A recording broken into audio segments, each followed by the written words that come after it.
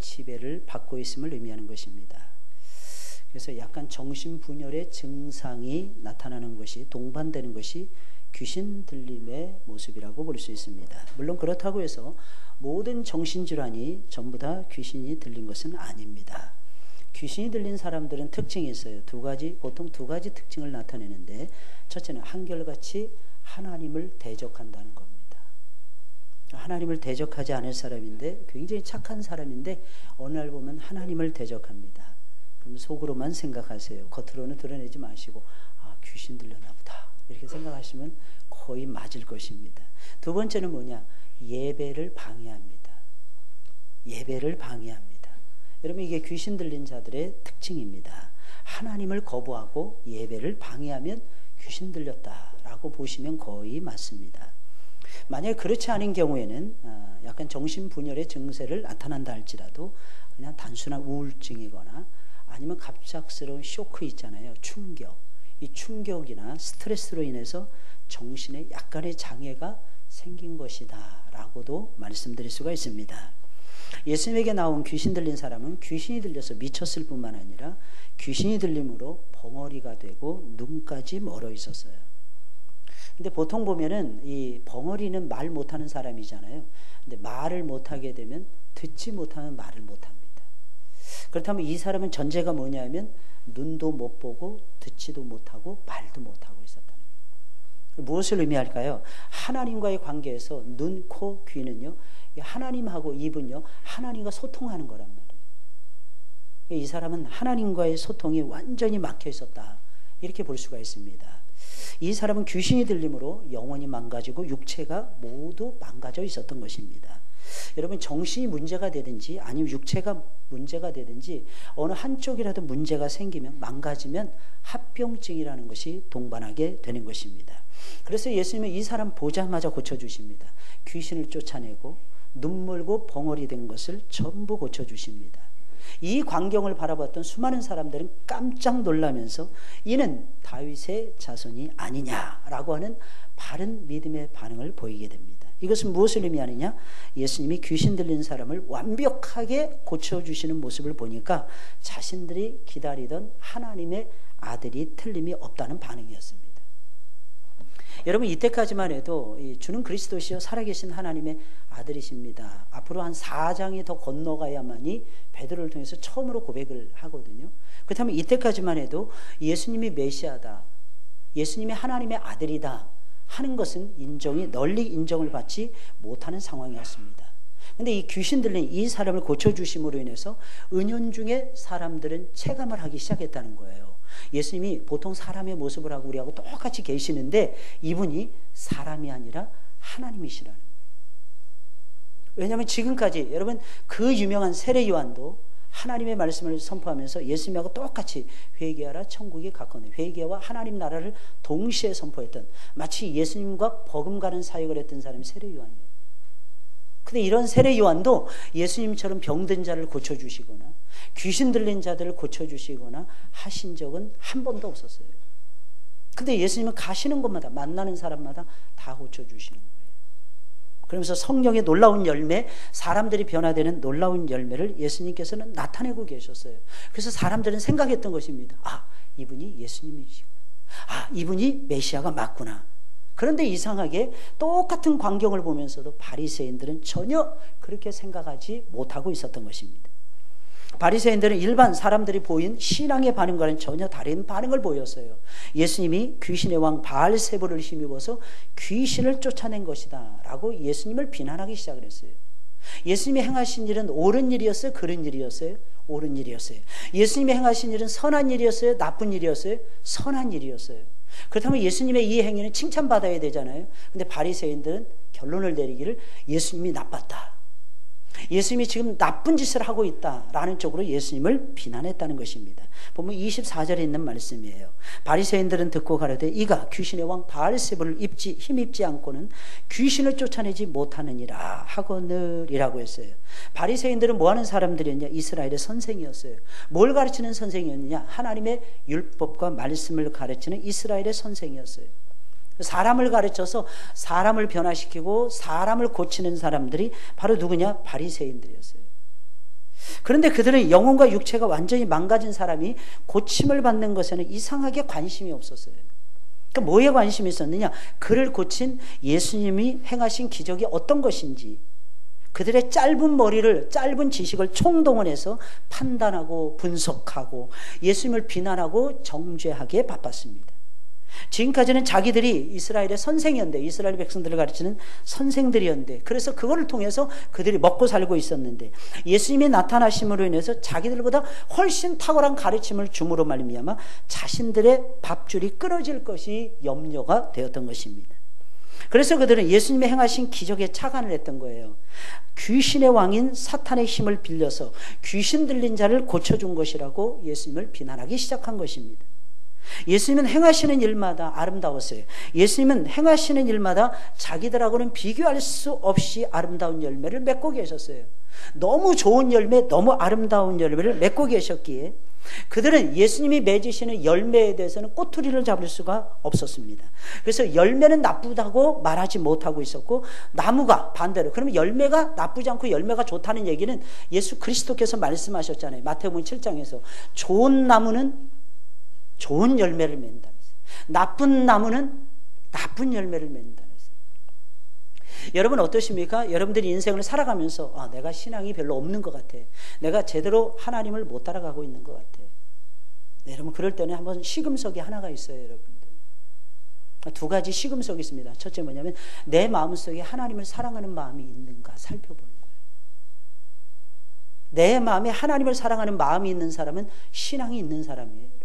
신앙이 없는 상태에서는 하나님 사랑하는 마음을 가질 수가 없습니다. 두 번째는 뭐냐면 내가 지금까지 살아오면서 예수님을 믿노라고 했지만 참 부족한 것이 많기는 했지만 내가 그 속에서 하나님이 정말 기뻐하시는, 하나님이 언제 보셨을 때라도 야 이건 정말 내가 기쁘다 라고 말씀하실 정도의 내가 선한 열매를 맺은 적이 있는가를 살펴보셔야 됩니다. 단 한 개라도 여러분 선한 열매를 맺었다면, 마귀는 여러분들이 선한 열매를 맺는 것을 원치 않습니다. 귀신들은 절대로 여러분들 중에서 선하고 아름다운 역사가, 아름다운 영향력이 행사가 되는 것을 원치를 않아요. 누구만 원해요? 성령님만 원하십니다. 하나님만 원하세요. 그렇다면 그런 열매가 나타났다는 것은 무엇을 의미하느냐? 내가 하나님의 손에 붙들려 있음을 의미하는 것입니다. 예수님이 선한 열매를 맺었어요. 예수님이 좋은 열매를 맺었어요. 누군가를 살리는 아름다운 열매를 맺으셨어요, 예수님께서. 그렇다면 이것은 무엇을 의미하는 것입니까? 예수 그리스도는 좋은 나무라는 뜻인 것입니다.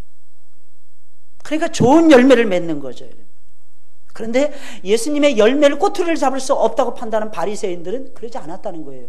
그러면 예수님은 좋으신 분이야, 예수님은 선한 선생님이 맞아, 예수님은 선하신 하나님의 아들이 틀림이 없어, 나 이제부터 예수님을 위해서 살아야지, 이렇게 자기들의 심보를 고치면 됐잖아요.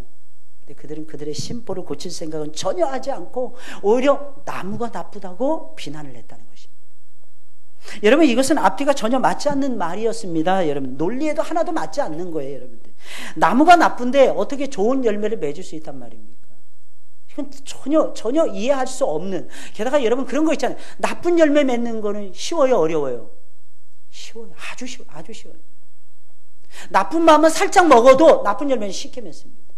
아니 그 정도가 아니라 그냥 나 자신의 생각하고 말하는 거, 행동하는 거 내버려 둬버리면 됩니다. 여러분 아름답고 예쁜 정원이 있었습니다. 여러분 그 정원을 망가뜨리는 방법이 뭘까요? 아주 간단해요. 여러분들 그 정원 그냥 내버려 두면 됩니다. 그냥 여름 한때, 봄 한때만 내버려 둬도요 그 정원은 망가져 버려요. 근데 좋은 열매 맺으면, 여러분 좋은 열매는 쉽게 맺을 수 있어요, 없어요? 여러분 어떻습니까? 여러분 좋은 열매 어때요? 막 노력하고 피땀 흘리고 막 애를 쓰고 성경 보고 기도하고 날마다 애를 써도 우리 안에서 성령의 아름다운 9가지 열매가 맺혀집니까? 여러분 사랑과 희락과 화평과 오래 참음과 자비와 양성과 충성과 온유와 절제의 열매가 맺혀집니까? 여러분 빛의 열매는 착함과 의로움과 진실함이라고 했는데 정말 우리가 점점 착해지고 있습니까? 우리가 점점 의로워지고 있습니까? 우리가 점점 정직해지고 진실해지고 있습니까? 여러분 이게 얼마나 힘든지 몰라요. 아름다운 열매, 선한 열매, 하나님 기뻐하시는 열매, 하나님의 보좌를 흔들 정도의 아름답고 감동적인 열매 맺기가 정말 힘들어요. 단 한 번이라도 일생일대 살면서 단 한 번이라도 맺잖아요. 그 사람은 성령의 은혜를 받은 거예요. 이게 그렇게 쉽게 맺혀지는 열매가 아니라니까요, 여러분.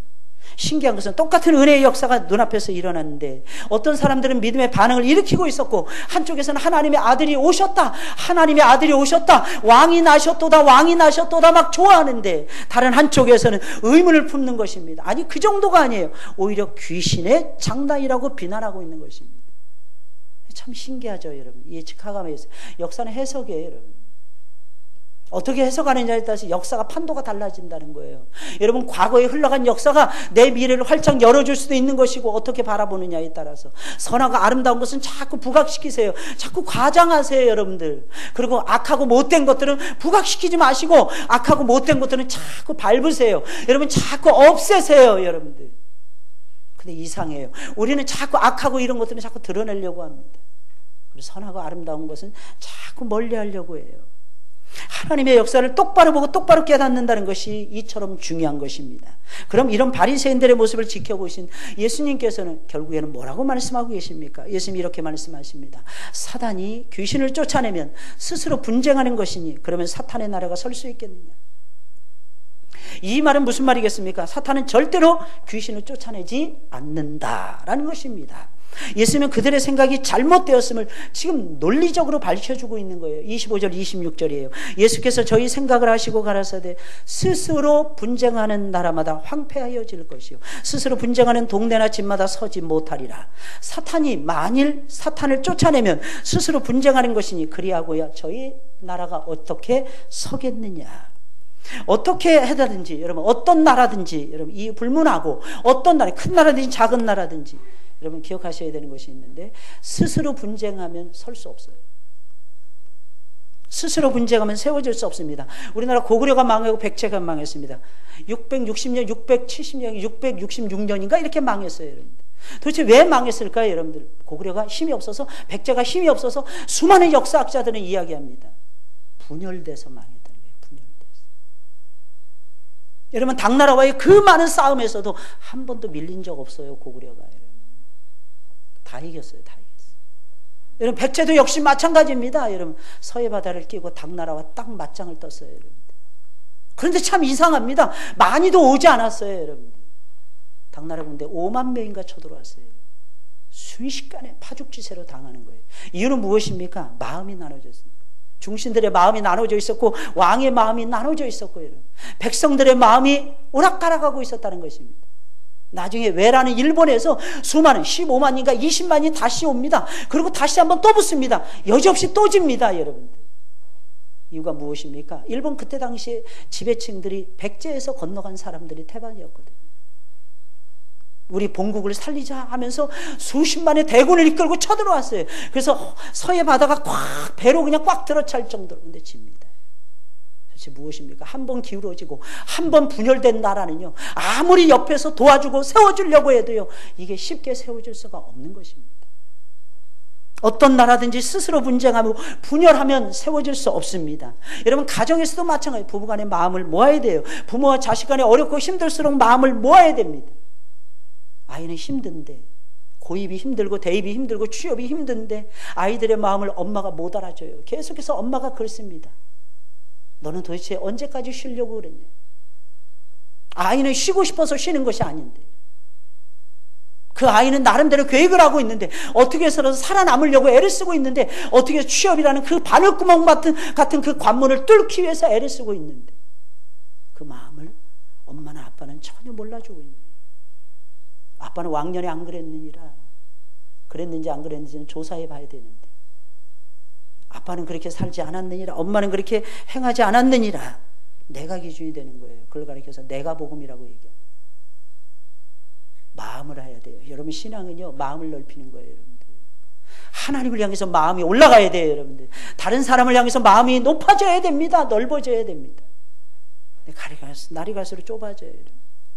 사탄의 나라는 어떻습니까, 여러분? 사탄의 나라는 계속 싸우는 거예요, 여러분. 사탄이 우두머리가 돼요. 마귀라고도 얘기합니다. 옛뱀이라고도 부릅니다, 여러분. 붉은 용이라고도 부릅니다, 여러분. 계시록에 말씀하니까. 근데 한 존재예요, 한 존재. 그래서 마귀는 단수입니다. 사탄은 단수입니다. 마귀들과는 잘못된 번역이에요. 거기는 이렇게 생각해요. 마귀와 귀신들이 합성하다 이렇게 생각하시면 맞을 것입니다. 괜히 그 찬송 부르다가 마귀들 이거 잘못된 거네. 목사님 잘못됐다 해서 안 불러. 여러분 그건 잘못된 거죠. 여러분 그게 더 잘못된 거예요. 그때는 마귀와 귀신들이 합성해요. 여러분 영적인 세계는 선한 세계가 있고 악한 세계 딱 둘 중에 하나로 딱 나눠집니다. 악령의 세계가 있다는 얘기예요. 그 악령의 세계는 사탄이 우두머리고 나머지 귀신들은 전부 다 졸개들입니다. 그들은 서로 물고 뜯습니다. 여러분들 왜? 이기적인 존재들이기 때문입니다. 자기밖에 모르기 때문에 그렇습니다. 마치 두 마리의 개가 마치 두 마리의 고양이가 뼈다귀 하나 사료 하나를 놓고 음식 하나를 놓고 싸우듯이 그들은 자기들밖에 모르기에 항상 각자의 이익을 놓고 싸우는 것입니다. 하지만 신기한 것이 있어요. 하나님을 대적하고 하나님을 거부할 때는 하나님 나라와 전쟁할 때는 자기들끼리의 싸움을 멈춘다는 것입니다. 마귀도 이래야 되는 거예요. 그래야만이 마귀의 나라가 세워진다는 거예요. 그러면서 누구를 공격하느냐? 하나님을 공격하고 하나님의 종들을 공격하고 하나님의 백성들을 찢어 놓으려고 애랬습니다. 예수님을 잡아 죽일 때도 원수지간이었던 대제사장 그룹, 사두개인들이죠. 여러분 항상 대제사장 그룹하고 이 바리새인들 그룹은요 완전히 서로 이간질 당하고 서로 분열되고 있었고 서로 분쟁하고 있었어요. 왜 그랬느냐? 그들은 생각하고 말하고 행동하는 것이 완전히 달랐기 때문입니다. 바리새인들은 문자주의자들이었어요. 율법주의자들이었어요. 철저하게 율법을 지켜야 된다. 혹시 여러분들 그런 믿음을 가지고 계십니까? 교회 속에서도 그런 분들 많습니다. 원칙. 언제까지 원칙만 따질 거예요, 여러분들? 하나님은 원칙을 때로는 초월해서 역사하십니다, 여러분들. 그 중심된 내면화된 하나님이 우리에게 가르치는 정신이 중요해요. 하나님이 우리에게 가르치는 사랑의 정신이 중요합니다. 그걸 먼저 읽고 성경으로 들어가셔야 됩니다. 잘못되면 바리새인들이 돼, 율법주의자들이 될 수 있어요. 그러면 어떻게 하냐? 맨날 정죄만 합니다. 사두개인들 역시 마찬가지예요. 이들은 헬라의 자유주의 신학, 자유주의 철학의 영향을 받았어요. 그래서 자유주의 물결이 쫙 치고 있었어요. 그들은 이성으로 이해할 수 없는 것은 믿지를 못했어요. 에이, 어떻게 여리고성이 저절로 무너져? 뭔가 있을 거야. 그걸 열심히 캐는 거였어요. 뭔가 있긴 뭐가 있어요. 하나님이 붕괴시키면 붕괴되는 거죠. 하나님의 생명만큼, 하나님의 힘만큼, 하나님의 지혜와 능력만큼 이 세상에서 막강한 파워를 자랑하는 것이 어디에 있습니까, 여러분들? 하나님이 무너뜨리면 무너지는 거죠. 그래서 여러분들 이성적으로 사고하시라니까, 생각 많이 하시라니까. 그러나 거기서 멈추지 마시고 하나님 내 이성의 지평을 열어서 하나님을 보게 하시고 하나님의 전능하신 역사의 손길을 제발 내가 보게 하옵소서. 이렇게 살아야 되는데 이게 안 되는 거예요, 이게. 그래서 바리새인들하고 사두개인들 맨날 싸웠어요. 여러분 헤롯 대왕과 빌라도도 역시 맨날 싸웠습니다. 허수아비 왕은 헤롯 대왕이었어요. 실질적인 왕은 빌라도였어요. 총독이었던. 그래서 서로 이간질하는 거예요. 서로 싸우는 거예요. 서로 무는 거예요, 여러분들. 근데 참 신기합니다. 이들 모두가 예수님을 잡아 죽일 때는 한 통속이 되었다. 마귀가 집어넣은 거예요. 귀신들이 역사한 거예요. 귀신들이 서로 소통시키는 거예요. 그들의 중심에 하나님의 백성들이었으니까 하나님의 백성들의 중심 속에는 하나님이 존재해야 되고 하나님의 말씀이 역사해야 되고 하나님을 믿는 믿음이 역사해야 되는데 불신앙이 역사하는 거예요. 이익이 역사하는 거예요. 세상의 논리가 막 침탈해 들어오는 거예요. 그래서 그들끼리 하나가 돼서 예수님을 결국엔 십자가에 못 박아서 죽입니다. 근데 참 신기해요. 우리 주님께서는요, 그런데 거기서 끝나지 않았다는 것입니다. 하나님은 거기서 끝내지 않았다는 것입니다. 죽은 지 사흘 만에 예수님을 부활시켜 버리시는. 아마 마귀는 쾌재를 불렀을 것입니다. 우리가 이겼어. 여러분, 하나님을 대적할 때는 서로 간에 싸우지 않는다는 거예요. 여러분, 사탄이 교회 속에서 하는 가장 많이 치는 장난이 무엇인 줄 아십니까? 여러분 가정에서도 잘 보세요. 마귀가 우리 집을 흔드는 종목이 무엇인가? 부부간의 마음이 깨지는 거예요. 부부간의 마음. 분열시키는 거예요. 서로 불신하게 만드는 거예요. 서로 신뢰하는데도 농담으로라도 막 불신하는 거예요. 여러분, 교회 속에서는 어떨까요? 성도와 성도들끼리 믿지 못하게 하는, 성도와 성도들끼리 분열시키는 거예요. 두 번째는 목사와 성도들을 분열시키는 것입니다. 그래서 서로 옳다고 우기는 거예요. 옳지 않은 것을 행하지는 않아요. 옳은 것을 행하는 거예요. 근데 시에 맞지 않는 거예요. 도의에 맞지 않는 거예요. 아무리 옳은 것도 시에 맞고 도의에 맞아야 되는데 이게 분별이 안 되는 거예요, 여러분들. 교회의 영적인 싸움을 싸우지 않고 교회에서 분쟁만 일삼고 있는 것입니다. 여러분 기억하셔야 돼요. 우리의 싸움은 혈과 육에 속한 싸움이 아니에요. 혹시 여러분들 마음속에 사람을 미워하는 마음이 있습니까? 제발 회개하시고 빨리 돌이키세요, 여러분. 손해는 누가 보느냐? 내가 다 본다니까. 하나님 어떤 사람을 사랑할까요? 하나님을 사랑하는 자를 사랑하십니다. 하나님 어떤 사람과 함께 해주실까요? 영혼을 귀하게 여기고 사랑할 줄 아는 사람과 사랑하십니다. 여러분, 그래서 손해보지 않으려고도 우리는 사랑할 줄 알아야 돼요. 하나님, 내 마음을 찢어주세요. 내 마음을 넓혀주세요. 하나님, 내 속이 너무 좁아요. 하나님. 그래서 하나님 뭘 주시는 줄 아십니까? 고난과 어려움을 주시는 거예요. 왜? 고난과 어려움을 당하면요, 마음이 찢어집니다. 나도 모르는 사이에 자꾸 내 자신이 아무것도 아니라는 걸 깨닫고 낮은 곳에 임해요. 높은 곳이 무서워져요. 오히려 낮은 곳에 있었으면 그렇게 좋습니다. 편안해지고. 그러니 사탄은 결코 귀신들을 내어주지 않는다는 것입니다. 왜? 사탄의 나라도 스스로 분쟁하면 망하기 때문입니다.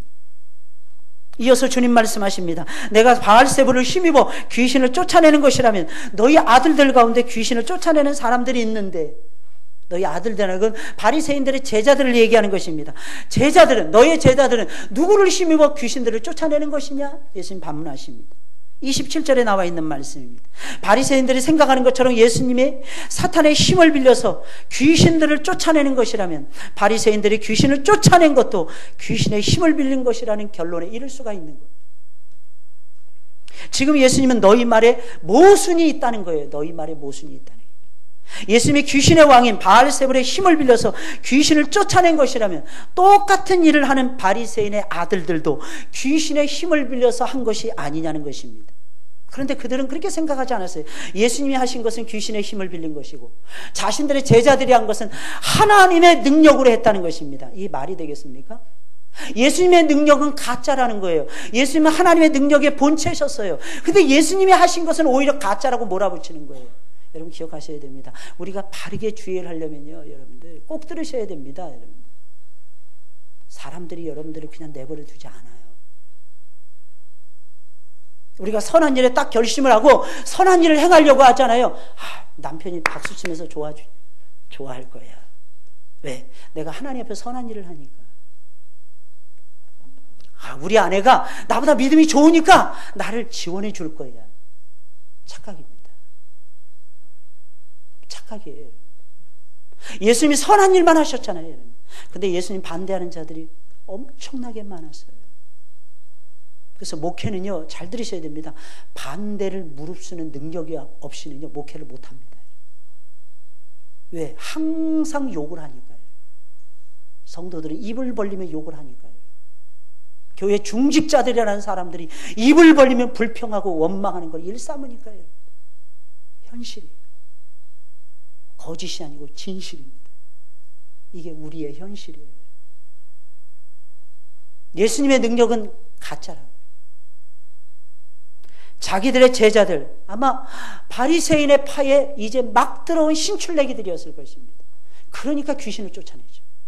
만약에 바리새파에 오래 묻었다면 능력이 안 나타났을 것입니다. 왜? 순수함을 잃어버리고 순전함을 잃어버렸기 때문입니다. 순수함을 잃어버리고 정직함을 잃어버리고 의로움을 잃어버린 사람에게는 하나님이 절대로 역사를 안 해주시니까. 나름대로 바리새파 사람들도 모세오경을 줄줄줄 깨는 사람들이었어요. 하나님의 능력을 실제로 믿는 사람들이었어요. 하나님의 사랑을 압도적으로 지지하는 사람들이었어요. 근데 이들이 정치적으로 흔들리니까, 이들이 정치적으로 잘못되어지니까 능력이 안 나타났을 뿐이라는 거예요. 근데 막 입문한 사람들은 달랐어요. 입문한 사람들은 오직 하나님밖에 몰랐어요. 오직 하나님의 말씀에 기대면서 살아가고 있었어요. 분별이 생기는 거예요. 저 귀신 들린 거야, 저거. 다른 바리새인들 아니야. 야, 내버려둬도 돼. 내버려둬. 아니, 그 사람들이 봤을 땐 귀신들이. 그래서 그들은 자신들의 기도와 자신들의 그 작은 믿음을 사용해서 귀신 들린 자를 고쳐줄 수밖에 없었던 것입니다. 여러분, 오늘날에도 마찬가지예요. 오래된 기독교 국가, 복음이 오래된 전래된 나라에서는 이런 역사가 거의 일어나지 않습니다. 왜냐, 아무도 그것을 믿지 않기 때문입니다. 근데 저기 베트남이라든지 캄보디아, 몽골 이런 데서는 이런 역사가 지금도 일어나고 있어요. 중국의 오지, 시골 마을 이런 데서도 이런 역사가 무궁무진하게 지금도 계속되고 쉴 새 없이 일어나고 있어요. 어떻게 해서 일어나는 줄 아십니까? 그 순전한 믿음이에요. 주님의 옷가에라도 내가 손을 닿으면 하나님이 내 마른 손을 고쳐줄 것이고 내 혈루병을 고쳐주실 것이고 주님께서 내 눈이 먼 것을 떠지게 해주실 것이며 귀가 닫혀져 있는 것을 열리게 해주실 것이며 오브라진 혀를 풀려서 하나님을 노래하게 하실 것이다. 이 믿음 있는 사람들은요, 이 역사를 맛보더라니까요. 신기한 거 말씀드릴까요? 기왕이 말라왔으니까요. 이제 막 믿은 사람들의 기도를 하나님이 빨리 들어주실까요? 아니면 오래 믿은 사람의 기도를 빨리 들어주실까요? 우리는 생각이죠. 오래 믿은 사람의 기도를 하나님 빨리 들어주실 거야. 최근에 보니까 서서히 한 명, 두 명이 합격의 소식을 알려옵니다. 대학에 합격했어요. 취업이 됐어요. 근데 대부분 거기다가 이렇게 적습니다. 목사님 기도해 주셔서 정말 감사해요. 사실은요, 제가 기도해서 된 건 아니에요. 그분이 믿음이 있어서, 그분이 하나님 앞에 매달려서, 그분이 목사에게 기도 부탁을 하면 하나님이 해주실 것을 믿었기 때문에 하나님이 역사해 주시는 거예요. 굉장히 중요한 거예요. 결국은 믿음이 역사하는 거예요. 여러분 믿으십니까? 제가 여러분들보다 믿음이 좋아서, 제가 여러분들보다 예수님에 대해서 더 많이 알아서 하나님 나라에 늘 파묻혀 살아서, 여러분 그렇지 않습니다.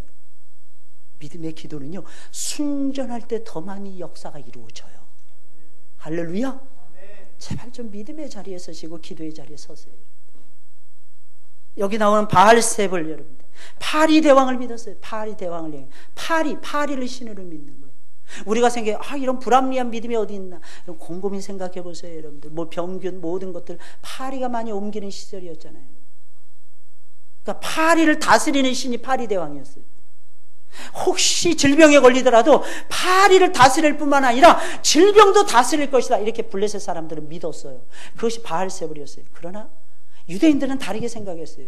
유대인들은 이것이 바알세불이 우상이라는 것을 알았어요. 그렇다면 예수님이 바알세불의 힘을 빌렸다, 이것은 예수님이 귀신 들렸음을 얘기하는 것이고 우상을 의지했음을 얘기하는 거예요. 예수님을 모독하는 것이었어요. 예수님에 대한 굉장한 모독이었습니다. 물론 예수님은 이 모독을 당하시면서도 흔들리셨을까요? 흔들리지 아니하셨을까요? 흔들리지 아니하셨어요. 왜냐하면 예수님은 하나님의 아들이셨기 때문에. 이어서 예수님은 그래서 적나라하게 이것을 가르쳐 줍니다. 나는 성령을 힘입어 귀신을 쫓아내며 사람을 고친 것이니라. 이걸 가르쳐 주기 위해서 지금 쭉 설명을 하시는 거예요. 28절에 있는 말씀이에요. 이 말이 무슨 말이겠습니까? 예수님 자신은 바알세불을 힘입지 않았다는 것입니다.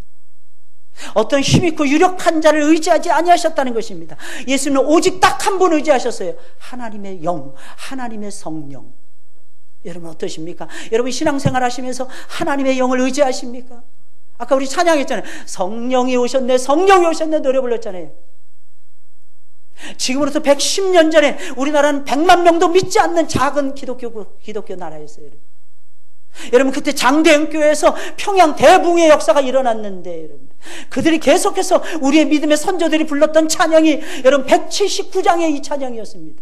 끊일 줄 몰랐다고 합니다. 역사의 기록에 의하면. 장로교회에서 하면 그 장로교회에서 일어났거든요. 장로교회에서는요 그것을 입증해주고 있는데 뭐라고 입증해주냐, 끊임없이 성도들이 성령이 오셨네, 성령이 오셨네, 성령이 오셨네, 내 주에 보내신 성령이 오셨네. 그래서 바람 앞에 놓인 등불과 같은 을사늑약을 통과하면서 곧 나라가 패망의 길을 걸어가고 있는 그 시점에서 바람 앞에 놓인 등불과 같은 하나님, 이 나라를 제발 살려주세요. 하나님, 우리 2천만 명의 사람들 가운데서 적어도 하나님 10%만이라도 100만, 200만 명이 넘어서는 놀라운 은총의 역사를 이 민족에게 하나님 허락해 주세요. 그들은 다른 것을 의지할 것이 아무것도 없었어요. 나라를 의지할 수 있나, 군사들을 의지할 수 있나, 아무것도 없었습니다. 그들이 의지할 수 있는 것은 딱 한 분, 성령님이었어요. 성령이 오셨네, 성령이 오셨네. 여러분 답답하시죠? 어떤 때는 여러분들의 마음이 시원해져야 되는데 시원해지지 못하고 있죠. 성령을 의지하세요.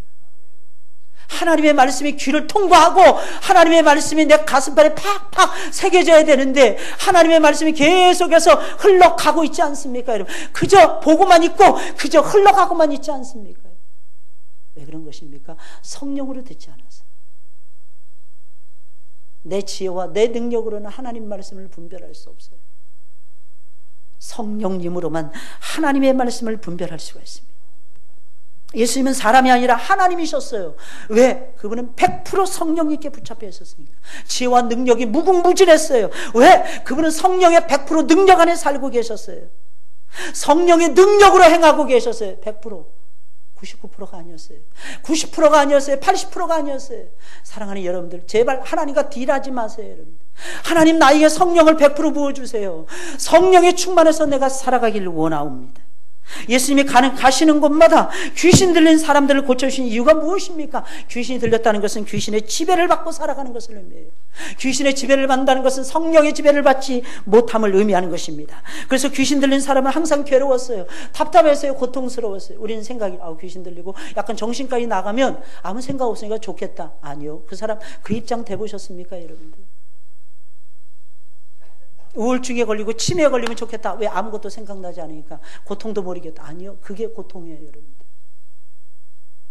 사실은 마지막에 모세처럼 가는 게 제일 아름다워요. 하나님 앞에 갈 때. 정신이 멀쩡해요. 건강해요.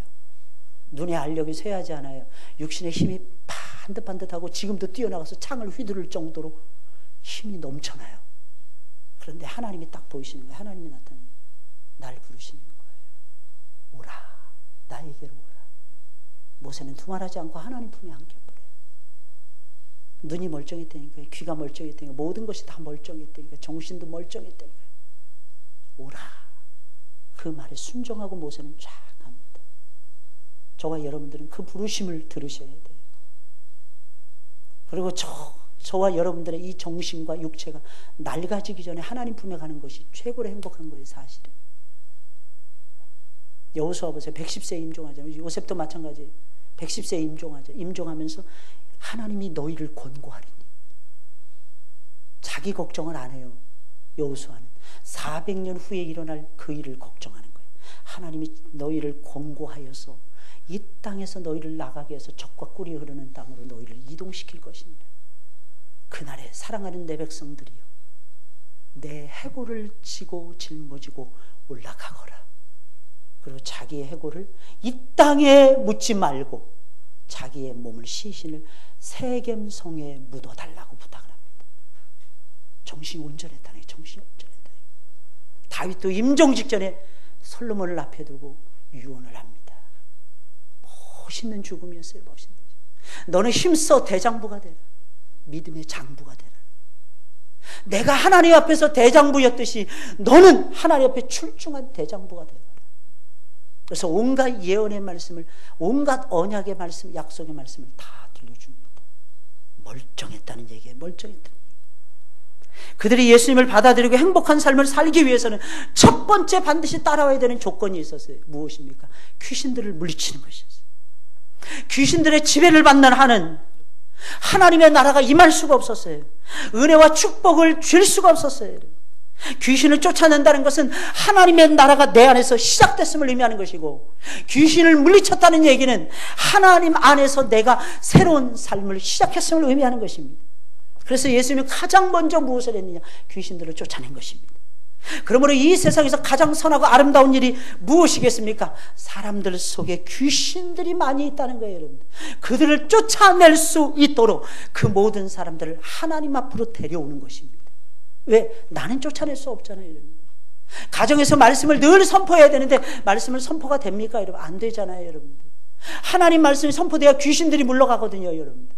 그래서 말씀 하는 거예요, 여러분들. 그래서 예수님은 가시는 곳마다 말씀을 선포했던 것입니다. 이어서 주님은 먼저 강한 자부터 결박한 후에야 귀신을 쫓아내고 사람을 구해낼 수 있느니라 선포하십니다. 이 말은 거꾸로 거슬러 가면 이런 뜻이에요. 내가 사람을 구해냈지, 너희들이 봤지, 귀신이 물러간 거야, 귀신이 결박된 거야. 아니, 그의 왕이었던 사탄이 결박을 당한 거야. 그러니까 너희는 나를 믿어야 돼. 29절부터 30절에 나와 있는 말씀입니다. 사람이 먼저 강한 자를 결박하지 않고야 어떻게 그 강한 자의 집에 들어가 그 세간을 늑탈하겠느냐? 결박한 후에야 그 집을 늑탈하리라. 나와 함께 아니하는 자는 나를 반대하는 자요, 나와 함께 모으지 아니하는 자는 해치는 자니라. 이 말이 무슨 말이겠습니까? 예수님이 말씀하신 이유가 무엇입니까? 예수님이 사탄을 뭐 했다는 얘기예요? 결박시켜버린 거예요. 여러분, 그래서 성도는요, 질 수 없습니다. 영적인 싸움에서 질 수 없고 육신의 싸움에서도 질 수 없고 삶의 분쟁 속에서도 질 수 없습니다. 성도. 이유가 무엇인지 아십니까? 예수님이 이미 사탄을 묶어버리셨기 때문에. 이 점을 믿으셔야 돼요. 목사님, 제가 어제도 실패했고 오늘도 실패하는데, 어제도 우리 아이가 실패했고 안 됐고 오늘도 실패했는데,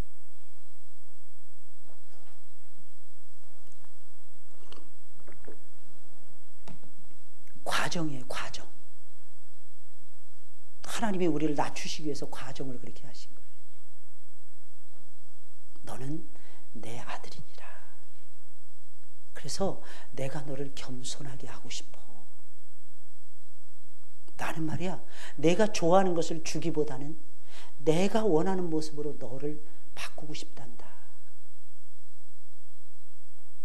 진짜 승리, 진짜 최후의 승리, 마지막 승리, 좋은 승리, 선한 승리, 선한 싸움의 승리, 이거 하나님이 주시려고 당분간 승리를 보류해 주시는 거예요. 하나님이 지연시켜 주시는 거예요.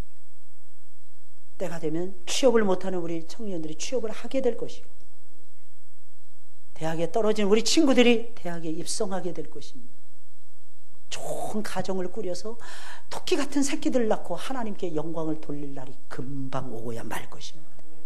이거 내다보셔야 돼요. 내다보셔야 돼요. 이미 하나님께서 사탄을 결박시켜 버렸어요. 예수님께서. 한 사람 한 사람이 예수님을 믿게 된 것은 예수님이 오셨기 때문이고, 예수님이 오셔서 사탄을 결박시켜 버리셨기 때문이고, 그의 손에 있는 우리를 건져 주셨기 때문입니다. 그래서 예수님 말씀하시는 거예요. 이 말씀을 지금 들려주고 있는 거예요. 그러니 우리는 어떻게 해서라도 사람들을 주님 앞으로 모으는 일에 힘쓰고 애써야 하는 것입니다. 마지막으로 주님은 바리새인들은 끝까지 회개하지 않고 하나님의 역사를 회방하는 자들에게 성령을 회방하는 자들이며, 성령을 회방하는 자들은 사심을 얻지 못할 것이니라 라고 말씀하십니다. 31절 32절 우리 다 같이 한 목소리 읽어볼까요? 시작. 그러므로 내가 너희에게 이르노니 사람의 모든 죄와 해방은 사심을 얻되 성령을 회방하는 것은 사심을 얻지 못하겠고, 또 누구든지 말로 인자를 거역하면 사심을 얻되 누구든지 말로 성령을 거역하면 이 세상과 오는 세상에도 사심을 얻지 못하리라. 아멘. 예수님 굉장히 무서운 말씀을 지금 하시는 거예요. 어떻게 보면 이것이 성내전적인 새 언약이에요. 여러분, 구약에 아담과 하와를 예수님 만드셨어요. 하나님 만드셨어요. 그리고 언약을 딱 세웠어요. 무슨 언약을 세웠습니까? 선악을 알게 하는 나무의 실과만 따먹지 말고 나머지는 다 괜찮다 그랬어요. 나머지는 다 마음껏 따먹으라 그랬어요. 근데 오늘도 딱 하나예요. 죄가 하나님 앞에 용서받지 못할 죄가 딱 하나라는 거예요. 성령을 회방하는 죄. 그럼 나머지 죄는 용서해 주신다는 거예요? 안 해주신다는 거예요? 참, 나머지 죄는 용서해 주신다는 거예요? 안 해주신다는 거예요? 용서해 주신다는 뜻이에요. 혹시 여러분들 오시면서 욕을 하셨습니까? 하나님이 용서해 주실까요? 안 해주실까요? 용서해 주실까요? 안 해주실까요? 하나님 속이 좁으셔서 안 해주셔. 그럴까요? 하나님이 용서해 주십니다. 할렐루야. 누군가를 막 괴롭혔어. 지난 한 주간 동안에 괴롭히지 말았어야 되는데 자꾸 미워지는 걸 어떻게 하겠어? 미워 죽겠어 했어. 하나님이 용서해 주실까요? 안 해주실까요? 용서해 주십니다. 용서해 주신다고요? 안 해주신다고요? 여기 나와 있잖아요. 어떤 죄라도 다 용서해 주신다고 나와 있잖아요. 여러분. 사람이 지은 모든 죄와 해방은 뭐 한다 그랬어요? 사심을 얻대 그랬어요. 다 용서해 주시는 거예요. 근데 딱 하나 용서받지 못한 성령을 회방하는 죄입니다. 근데 그 성령을 회방하는 죄를, 인자를 거역하는 죄하고 예수님은 대비를 이루면서 설명해 주십니다. 인자는 누구예요? 예수님이에요. 예수님을 거역해도 용서해 주신다는 뜻이에요. 근데 성령을 거역하는 것은 용서 안 해 주신다는 거예요. 잘 들으셔야 됩니다. 왜 그런지. 예수님은 하나님이셨어요. 근데 사람의 몸을 입고 우리 가운데 내려오셨어요. 처음부터 저분이 하나님의 아들이구나 알아볼 수 있는 것이 아니었어요. 그래서 심지어는 예수님 부활하기 전까지는 예수님의 동생들조차도 예수님을 신뢰하지 못하고 있었어요. 거부하고 있었다는 거예요. 근데 전부 다 그 동생들이 나중에 전부 다 예수님 앞에 나옵니다. 용서받았다는 거예요? 못 받았다는 거예요? 용서받았다는 뜻이에요. 용서해 주셨다. 그러니 어찌 보면 예수님을 의심하고 거역하는 것은 당연한 일인지도 몰라요. 그래서 인자를 거역하더라도 예수님 말씀하시는 거예요. 사하심을 입는다. 왜? 모르고 하니까, 모르고. 그러면 성령을 회방, 그러나 성령을 거역하고 회방하는 것은 차원이 다릅니다. 성령을 회방하는 것은 이런 것입니다. 성령의 역사를 통해서, 잘 들으셔야 됩니다. 성령의 역사를 통해서 예수님이 구세주이심을 알았어요. 근데 알면서도 예수님을 거부합니다. 예수님을 대적합니다. 이걸 성령 회방죄라고 얘기하고, 더 나아가서는 성령이 행하시는 구원의 역사를 고의적으로 방해를 합니다. 고의적으로 회방을 해요. 뭐 힘이 없어서 회방하는 건 괜찮은데 고의적으로 방해를 해요. 의도를 가지고 방해를 하면서 예수님을 대적하면서 예수님을 믿지 못하도록 만드는 죄. 여러분, 이 죄를 성령 회방죄라고 합니다. 쉽게 이해할 수 있도록 여러분 설명해 드릴게요. 여러분, 여러분들이 믿었어요. 누구 때문에 믿은 거예요? 성령님 때문에 믿은 거예요. 만약에 성령께서 여러분들 안에서 새 생명의 원소인 중생의 씨앗을 넣어주시지 않으면, 성령께서 부르시고 중생시키시고 회개시키지 않으면 여러분 그 다음 단계, 믿음의 단계로 갈 수 있어요? 없어요? 못 갑니다. 아, 내가 똑똑한데 우리 집안이 3대쯤인데 4대 다 소용없어요. 안 통합니다. 근데 성령께서 다 역사해 주시는 거야. 그럼 믿지 않으면 안 되는 상황이 벌어집니다. 근데 이 상황에 딱 들어가 있는데, 여러분들, 그 상황에 딱 들어가 있는데 그 성령의 역사를 거부해버리는 거예요. 내가 한 번 비춤을 딱 받았어요. 기가 막힌 비춤을 받았어요. 아니, 한두 번이 아니야. 은혜를 어마어마하게 많이 받았어. 마치 문선병이나 박태선이처럼, 마치 저쪽에 어디에요? 신천지의 이만희처럼. 그 사람들 잘 보세요. 어마어마한 지식을 가지고 있어요. 막 성경을 가지고 이래저래 왔다 갔다 하면서 기가 막히게 가르칩니다. 그래서 정말 정신 똑바로 차리지만 거짓인지 참인지 분별도 못해요, 여러분들. 이만희는 자기가 성령님이라 그러더라고. 자기가 성령. 대단한 사람이에요. 여러분 조심하시기 바랍니다. 성령님이 오셨어요. 눈에 보이도록. 근데 여러분, 그것만 해도 가짜예요. 왜? 성령은 보여요? 안 보여요? 안 보입니다. 하나님. 이름도 없어요, 성령님은. 성령님을 예수님이 뭐라고 부르셨어요? 보혜사라 그랬잖아요. 보혜사. 근데 사실은 보혜사가 누구였어요? 예수님이잖아요. 예수님이 우리의 보혜사잖아요. 보혜사는 뭐 우리를 돕고 우리를 지켜주는 분이 보혜사입니다. 성령님은 안 보이십니다. 자기가 아니. 그리고 하나님의 역사를 회방하는 거예요. 믿음에 선 사람들을 자꾸 끄집어내리는 거예요. 이단들을 보세요, 여러분들. 교회를 공격하잖아요. 이게 말이 됩니까? 여러분? 교회는 불완전합니다. 왜? 지상에 있기 때문에. 사람들이, 육신을 가지고 있는 사람들이 모이기 때문에 교회는 분쟁도 있을 수는 있습니다, 여러분들. 완벽할 수는 없습니다. 그 틈을 마귀가 파고드는 거예요. 그 틈을 파고드는 게 이단입니다, 여러분.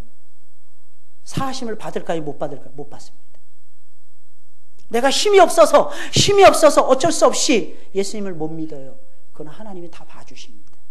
몰라서 그런 거예요. 근데 알고 그러잖아요. 성령의 역사를 따라서 알았어, 깨달았어, 눈물 콧물 쏟으면 다 회개했어. 그럼에도 불구하고 멀리하고 하나님의 교회를 핍박했다면 그 사람은 아직 성령을 받지 못했거나, 아니면 역사를 했다고 하지만 전혀 성령의 역사가 뭔지도 모르거나,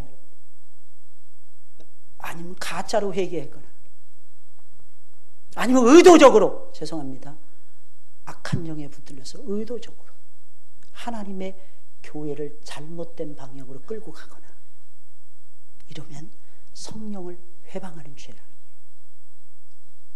성령을 회방하는 죄. 여러분, 가끔 우리는 성령을 소멸시킬 때가 있습니다. 성령을 회방하는 죄와 성령을 소멸시키는 죄에 대해서 좀 분별시키기 위해서 말씀드리는 거예요. 말씀에 순종하기 싫어질 때 있죠. 그죠? 그래요, 안 그래요? 말씀에 순종하고 싶지가 않아. 옳은 건 아는데. 그래요, 안 그래요? 야, 없나 봐. 전부 다 거룩해가지고 전부 다 순종적이어서, 그죠? 그럴 때가 있어요. 살다 보면 내가 왜 이러지 하면서 나를 그냥 반목할 때가 있어요. 어떤 때는 막 심지어는 화내는 타임도 아닌데 화를 막 내요. 화를 참지 못하고 분을 참지 못해. 그러다가 죄에 빠져버립니다. 그러면 성령이 소멸돼요. 그래서 불신자보다 더 못된 모습을 띠게 될 수 있어요. 그러나 마음, 상한 마음 그대로 가지고 주님 앞에 나오잖아요. 성령의 은혜가 다시 부어질까요? 안 부어질까요? 부어집니다. 부어집니다. 왜? 성령을 소멸시킨 거지 성령을 회방한 것은 아니기 때문에. 잘 들으셔야 됩니다. 소멸시킬 수는 있다니까요, 여러분들. 성령의 능력과 역사를. 성령을 회방한 것은 아닙니다.